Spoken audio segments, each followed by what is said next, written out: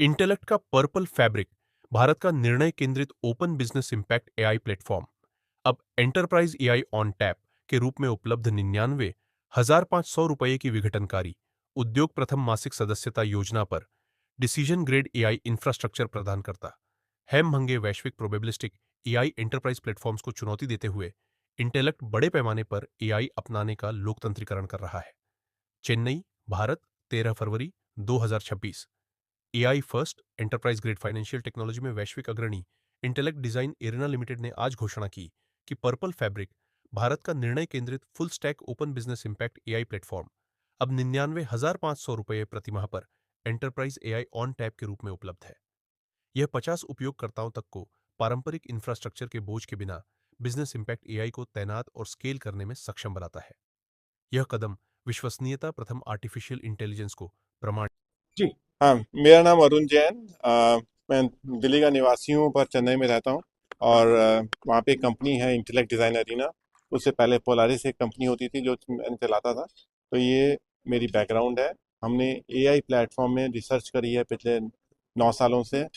America और China के साथ कंपटीशन के लिए ये हमारी रिसर्च जो हमने की, उससे हम कह रहे हैं कि हमारे जो एसएमई हैं, छोटे बिजनेस मैनेजर हैं, टीयर 2 टाउन में, टीयर 3 टाउन में, उनमें हम कैसे एआई की अवेयरनेस बढ़ा सकें, एआई को आगे हर एक घर घर पहुंचा सकें और सब इंक्लूसिव ग्रोथ कर सकें।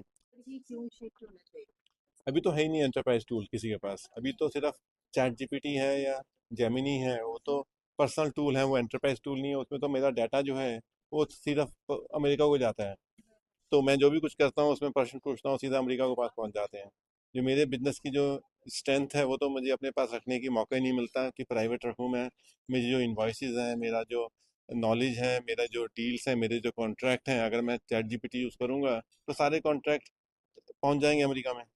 सर, जिस तरह देख रहे कि सभी भाषाओं में बात कर सकते हैं, और भी एक आपने रखा था कि इसका एक लक्ष्य रखा 2030 तक का। हम्म। तो 2030 तक का जो लक्ष्य में लगा सब भाषा में। अब जो बैंकिंग करने जाते हैं लोग, अब सबको है कि लिटरेसी होनी चाहिए, फाइनेंशियल लिटरेसी।